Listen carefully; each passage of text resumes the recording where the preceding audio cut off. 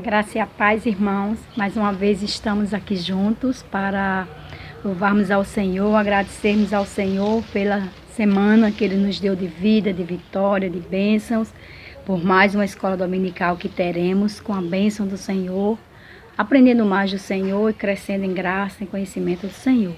Queremos ler com os amados irmãos o Salmo 139, do versículo 1 ao versículo 10, que nos diz assim: Senhor, Tu me sondas e me conheces, sabe quando me assento e quando me levanto. De longe penetras os meus pensamentos, esquadrinhas o meu andar e o meu deitar, e conhece todos os meus caminhos.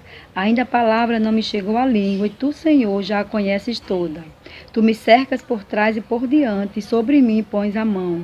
Tal conhecimento é maravilhoso demais para mim, é sobremodo elevado, não o posso atingir. Para onde me ausentarei do Teu Espírito? Para onde fugirei da Tua face? Se suba ao céu, lá estás. Se faça a minha cama no mais profundo abismo, lá estás também. Se tomo as asas da alvorada e me detenho nos confins dos mares, ainda lá me haverás de guiar a Tua mão e a Tua destra me susterá. Glória a Deus por isso. O Senhor está presente conosco todos os momentos das nossas vidas, seja no mais profundo, no mais elevado, nos dias de luta, nos dias mais fáceis, mas o Senhor está conosco. Essa promessa é maravilhosa e nós vamos se cumprir todos os dias em nossas vidas. Vamos orar ao nosso Deus? Pai, nós queremos Te agradecer, Senhor, pelas Tuas bênçãos, pela Tua bondade, pela vida, pela saúde, pela comunhão que temos contigo, temos com os irmãos, Senhor. Te agradecemos, Senhor, por cada família da nossa igreja, especial pela família de Irmã Rose, Senhor, que é a família do mês. Continua cuidando da Tua serva de uma forma toda especial. Chega na vida de Ageu com salvação, chega na vida da família dela lá em Itaúna também, Senhor. Te agradecemos, Senhor amado, também pela vida do pastor Luiz, por mais um ano de ministério. Que o Senhor continue abençoando o Teu servo, dando direção, dando estratégia de trabalho, sustentando o Teu servo, Pai. Guarda as nossas vidas em Ti, conforta cada um de nós, consola nossos corações, renova as esperanças em nossas vidas. É o que nós Te rogamos nesta manhã, em nome de Jesus. Amém. Irmãos, no Salmo 90, eu estava lendo sobre Davi, quando Davi escreveu esse Salmo.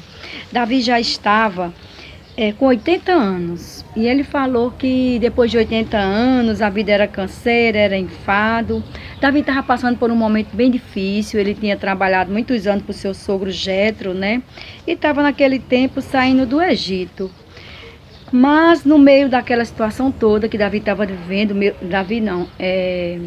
Moisés, em meio àquela situação toda, meio deprimido, o Senhor fala para Moisés e dá uma tarefa tão maravilhosa para Moisés, com 80 anos, e ele não sabia dos grandes mistérios do Senhor para ele. E com 80 anos, Deus começa a trabalhar na vida dele e seria uma mudança grandiosa na vida dele, com a missão de libertar o povo do Egito. E Moisés volta para o Egito e ali começa todo aquele processo que nós conhecemos. E ali passa mais 40 anos levando aquele povo para a terra prometida. Aos 120 anos, Moisés morre.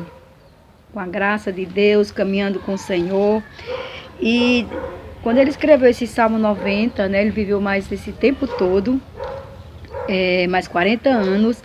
E o que nós podemos ver é que aos 80 anos, Moisés recebeu um grande desafio do Senhor, né?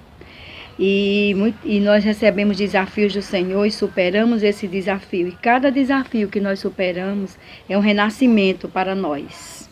Estamos vivendo em épocas de desafios, de renascimentos, de superações, não é isso? E a palavra do Senhor também, Isaías 40, 29, diz que Deus dá força aos cansados e vigor aos fracos e desanimados.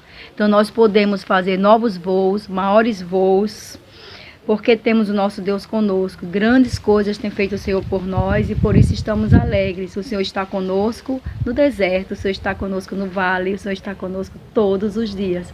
E o Salmo 139 fala isso para a gente. Então eu quero deixar essa mensagem para cada irmão da nossa igreja, cada irmã da nossa igreja, que tenhamos sempre no nosso coração essa convicção, essa certeza, essa chama da esperança acesa. O Senhor está conosco, cuidando de nós, apesar dos desertos. Estamos com o Senhor e Ele está segurando as nossas mãos firmemente.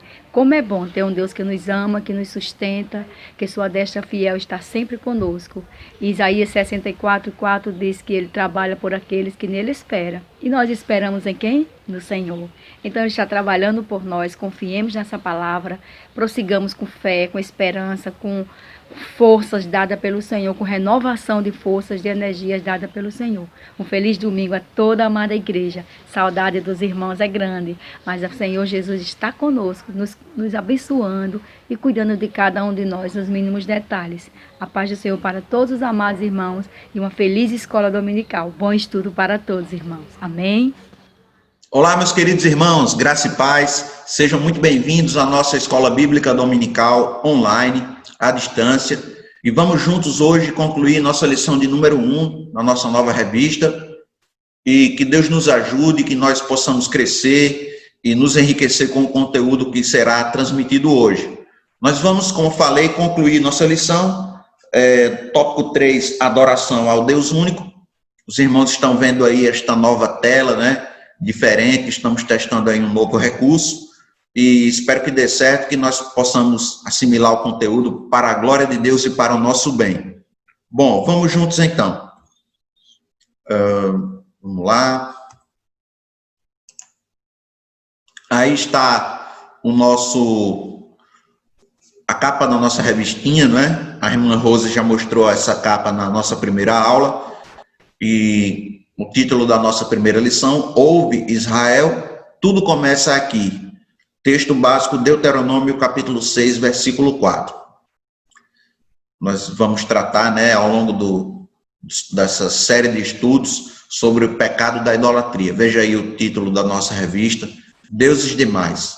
Quem está no trono do seu coração? Né? Uma pergunta importante e um título bastante sugestivo. Bom, irmãos, vamos ler aí então o texto base. Eu quero antes ambientar os irmãos aqui no contexto deste versículo. Nós estamos falando do livro de Deuteronômio, que é um livro muito importante, porque neste livro estão registrados os discursos de Moisés, quando ele se dirigiu ao povo pela última vez. Então, o povo de Israel estava prestes a entrar na terra prometida, em Canaã, e Moisés se dirige ao povo pela última vez, trazendo orientações, lições aprendidas ao longo de toda a trajetória do povo no deserto. E este capítulo 6 em particular é importante porque traz estes versículos aí, do 4 ao 9, que são a profissão de fé central do judaísmo. O texto base da revista traz apenas o versículo 4, que de fato é o cerne aí desta passagem, mas a profissão de fé nas liturgias do judaísmo, ela vai até o versículo 9. E disse, não sei se é verdade, não me lembro, mas ouvi alguém dizer que este versículo 4, ele é recitado pelos judeus sempre, todo dia, em momentos, nos seus momentos de oração, e inclusive assim que eles acordam, quando levantam da cama e põem o pé no chão, eles dizem, ouve Israel, o Senhor nosso Deus é o único Senhor, né? Ou dizem pelo menos, o Senhor nosso Deus é o único Senhor. Então é a profissão de fé central do judaísmo. Ela é chamada de Shema, uma palavra hebraica que significa ouve, né? E é interessante a gente pensar o seguinte, e ouve Shema, Shema acaba sendo o título de toda essa profissão de fé, conhecida como o Shema. E a ideia de Shema, irmãos, é ouvir e obedecer. Embora pareça óbvio isso que eu estou dizendo, mas é bom a gente enfatizar, porque Deus, quando reúne seu povo, ele não reúne seu povo apenas para dizer uma série de coisas e depois despedir o povo. Não, ele tem em vista que o povo ouça, entenda, aprenda e ponha em prática. Então, essa ideia está bem presente, inclusive, no versículo anterior, o versículo 3. Ouvir e praticar. Então veja aí, eu coloquei o versículo 3 em 3 traduções diferentes.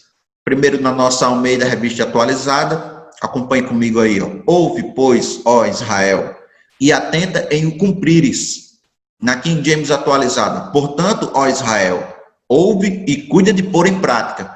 Veja como é já bem enfático e bem categórico o versículo na King James. E ainda na Nova Versão Internacional, ouça e obedeça, ó Israel. Então, está implícita a ideia de prática. Quando Moisés diz, ouve Israel, está dizendo, ouça e põe em prática. E esta porção ela é importante para nós e foi particularmente importante para o povo de Israel, porque eles estavam agora, como falei, prestes a entrar na Terra Prometida. É bem verdade que isso veio acontecer ainda um certo tempo depois, sob a liderança de Josué. Mas Moisés, como líder, trouxe ali uma série de lições aprendidas no deserto, orientações, e a principal delas, que é adorar somente a Deus, o único Deus verdadeiro. Porque eles agora seriam tentados, iam passar pela maior, ou talvez uma das maiores tentações de Israel, que sempre foi ceder e acabar seguindo outros deuses, os chamados Baalins, que é o plural de Baal, Deus Baal em suas várias formas, os vários deuses de Canaã. Então Moisés trouxe esta orientação. E veja, você está vendo aí, ó, Juízes 2, do 11 ao 13, no período dos juízes, Israel, de fato, pecou e cometeu o pecado de idolatria. Acompanhe comigo aí a leitura. Então fizeram os filhos de Israel o que era mal perante o Senhor, pois serviram aos Baalins, deixaram o Senhor, Deus de seus pais, que os tirara da terra do Egito, e foram-se após outros deuses, dentre os deuses das gentes que havia ao redor deles, e os adoraram, e provocaram o Senhor a ira, porquanto deixaram o Senhor e serviram a Baal e a Astarote. Então veja, um registro aí, outras vezes, de novo, sucessivas vezes, Israel cometeu esse pecado de seguir outros deuses, né? Infelizmente, Israel estava sempre tropeçando. Então, esta passagem é particularmente importante para Israel por causa disso. Eles agora entrariam em Canaã, não teriam mais aquela presença marcante, constante de Deus. Claro que Deus estaria com eles, mas aquela presença marcante, visível, o maná, a nuvem, não existiriam mais. E eles iam comer dos grãos de Canaã, da terra de Canaã, e precisariam ser fortes e fiéis a Deus. Por isso precisariam sempre estar lembrando disso. Quero voltar aqui, porque veja que interessante. Eu quero ler com os irmãos até o versículo 9. Versículo 5. Amarás, pois, o Senhor teu Deus de todo o teu coração, de toda a tua alma e de toda a tua força. Estas palavras que hoje te ordeno estarão no teu coração. Tu as inculcarás a teus filhos e delas falarás assentado em tua casa, e andando pelo caminho, e ao deitar-te e ao levantar-te. Também as atarás como sinal na tua mão, e te serão por frontal entre os olhos, e as escreverás nos umbrais de tua casa e nas tuas portas. É interessante, irmãos, que em algum momento da história, não sabemos precisar quando, mas em algum momento os judeus passaram a seguir estas orientações à risca, literalmente. Criaram os chamados filactérios, né? Que prendiam aquelas porções numa caixinha aqui na testa, nos momentos de suas orações, com esta passagem, né? E também nos umbrais das portas de suas casas. Tamanho era o zelo deles, que eles seguiram à risca essa orientação. E uma outra observação ainda é que no versículo 5, a gente tem aí, amarás, pois, o Senhor teu Deus, de todo o teu coração, de toda a tua alma e de toda a tua força. É interessante a gente notar que Jesus citou este versículo lá em Marcos 12, 30. E ele trouxe um elemento a mais, irmãos, que é o elemento do entendimento. Amarás, pois, o Senhor teu Deus também com entendimento. Os estudiosos das línguas originais, no caso hebraico, eles dizem que coração já trazia aí implicitamente a ideia de entendimento, uma vez que coração, com frequência na Bíblia, geralmente coração diz respeito à mente também, né? É a sede das vontades, a sede do nosso pensamento, não diz respeito exatamente sobre o órgão biológico. Mas eu quero ler com vocês aqui, olha o que Jesus nos disse aqui, em Marcos, capítulo 12, versículo 30. Olha que interessante. No versículo 29, Jesus respondeu: o principal dos mandamentos. Ouve, ó Israel, o Senhor nosso Deus é o único Senhor. Amarás, pois, o Senhor teu Deus de todo o teu coração, de toda a tua alma, de todo o teu entendimento e de toda a tua força. Então, tem o elemento do entendimento aí. É interessante que a gente já faz também uma ligação com o que Paulo disse aos romanos, né? Ele fala em culto racional que nós devemos prestar a Deus. Devemos entender por que adoramos o nosso Deus.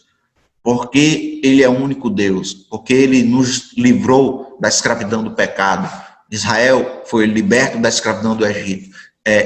Adorar a Deus com entendimento, com razão, é o culto racional do qual Paulo fala no Novo Testamento. Mas vamos continuar. Bom, acompanhe comigo a leitura aí na revista.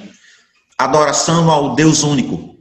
Porque é verdade que todos os homens são religiosos, ou seja, são adoradores, mesmo que alguns neguem veementemente, podemos partir para a próxima verdade revelada nas Escrituras. Só o Deus verdadeiro deve ser adorado.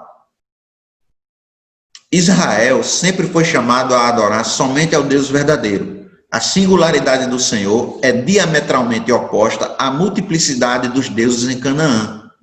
Abre aspas. Assim diz o Senhor, Rei de Israel, seu Redentor, o Senhor dos Exércitos. Eu sou o primeiro e eu sou o último, e além de mim não há Deus. Isaías 44:6, conforme Deuteronômio 32:39. Veja que o comentarista da nossa revista falou, a singularidade de Deus é oposta à multiplicidade dos deuses em Canaã. Nós já vimos isso na passagem lá de Juízes, que lemos há pouco, né? Num determinado momento da história, Israel pecou e passou a seguir outros deuses. Mas vamos ler esse versículo também, Deuteronômio 32:39. Acompanhe comigo aí. Vede agora que eu sou, eu somente, e mais nenhum Deus além de mim. Eu mato e eu faço viver, eu firo e eu saro, e não há quem possa livrar alguém da minha mão. Bom, continuando aqui na nossa revista. O fato de Deus ser somente um implica sua singularidade e a inexistência de outro de mesma ordem e natureza. Uma pausa aqui, isso é bastante óbvio, né?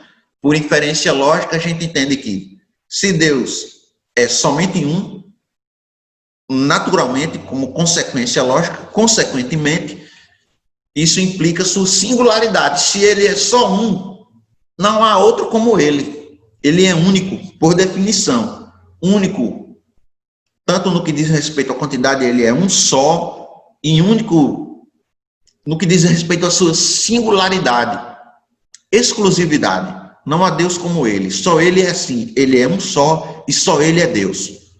É uma questão lógica que haja somente um Deus vivo e verdadeiro. É impossível coexistirem dois deuses da mesma natureza e essência, pois nenhum deles seria de fato divino. Mais uma vez, uma questão bastante fácil de nós entendermos. Por quê? Se existissem pelo menos dois deuses, nenhum deles seria divino absolutamente. Ele estaria dividindo espaço com o segundo. Nenhum dos dois seria divino em absoluto. Eles estariam dividindo espaço, compartilhando poder. Então, é uma questão bastante óbvia também. Continuando, no entanto, como veremos, a singularidade de Deus não impede que haja três pessoas distintas nessa unicidade. O que precisa ficar claro é que Deus exige que somente ele seja adorado. e que prestar culto a qualquer outra criatura ou elemento da criação é o pecado da idolatria. Veja que interessante. Nós veremos que a singularidade de Deus não impede que haja três pessoas distintas nessa unicidade. O fato de Deus ser um só não significa que não possam existir três pessoas. Este Deus é o Deus Trino, nosso Deus, que subsiste em três pessoas, da mesma substância, mesmo propósito, todos eles com o mesmo objetivo, um revela o outro e glorifica o outro. Aqui o nosso assunto não é aula sobre a Trindade, mas já podemos falar um pouco sobre isso.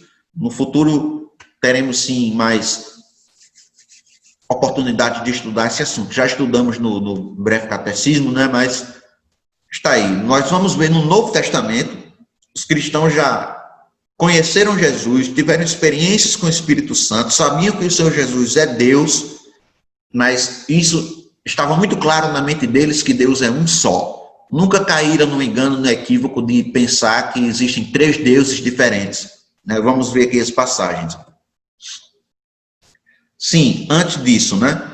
Antes dos versículos do Novo Testamento. Eu coloquei aí uma citação interessante dessa Bíblia em inglês, a Lumina Study Bible, e veja que o autor desta nota sobre Deuteronômio 6,4, ele traz aí algumas opções de tradução, que de fato existem outras possibilidades.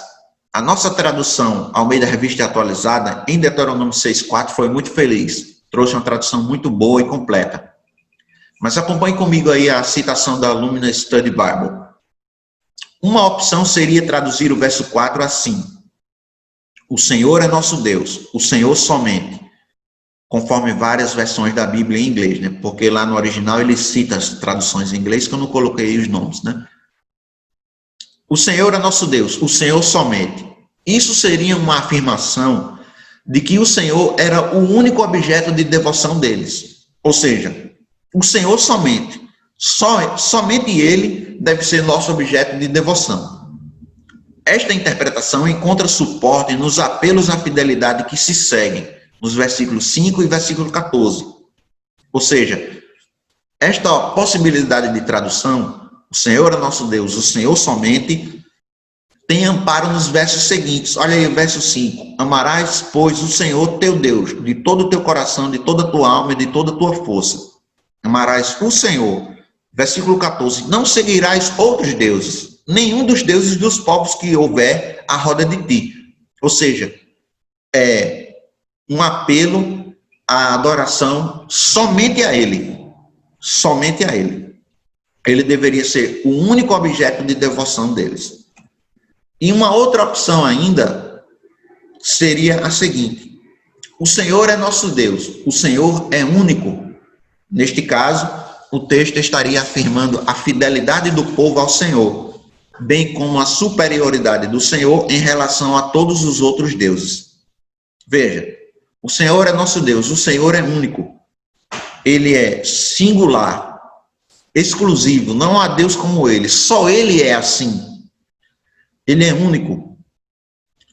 Isto estaria afirmando a fidelidade do povo ao Senhor, já que Ele é só um, nós temos que ser fiéis a Ele, somente a Ele, e também a sua singularidade, sua superioridade, sua exclusividade. Ele é único, só Ele é assim. Então eu coloquei, veja aí, singularidade, exclusividade, superioridade. Nosso Deus é único por definição. Único é um só e não há Deus como Ele. Veja que legal aí esses versículos que eu coloquei. Olha só.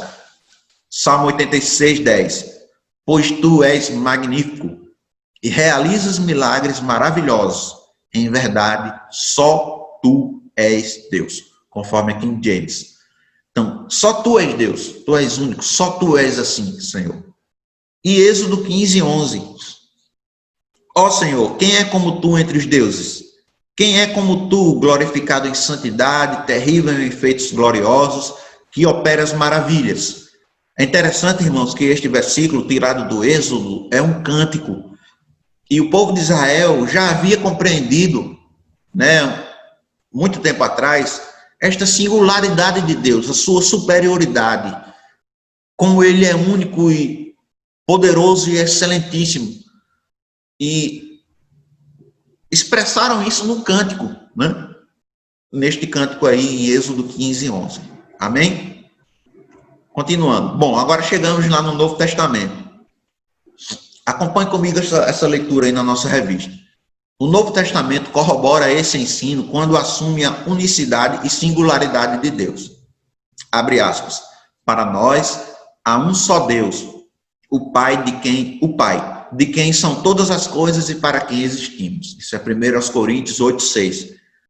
Veja, irmãos, que interessante a gente observar o seguinte. Se Deuteronômio 6, 4, do 4 ao 9, era uma profissão de fé, a principal profissão de fé, a profissão de fé central do judaísmo, nós temos aqui 3 pequenas profissões de fé neotestamentárias, cristãs. Como falei, repito, os cristãos tinham muito claro na mente deles, muito clara a noção de que Deus é um só. Mesmo sabendo que o Senhor Jesus é Deus e que o Espírito Santo também é divino, eles não caíram no equívoco de pensar que Deus são 3 deuses, que existem 3 deuses, mas há só um Deus, e isso está claro no Novo Testamento. Veja que legal isso. Assim, o povo de Deus sempre foi convocado a prestar culto e reconhecê-lo como o único Criador, Senhor e Salvador.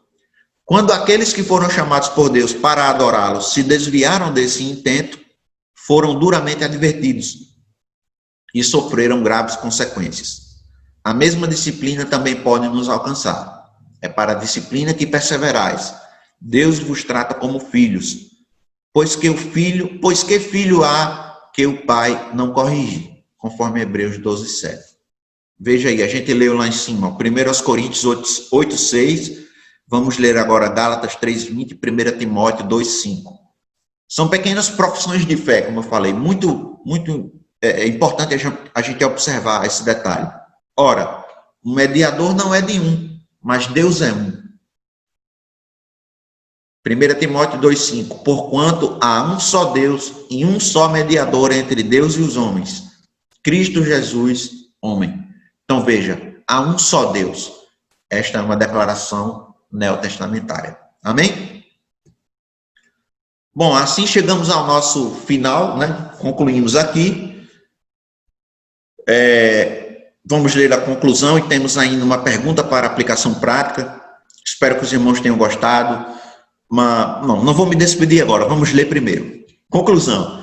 Porque todos os homens são adoradores, devemos nos preocupar com quem ou o que adoramos.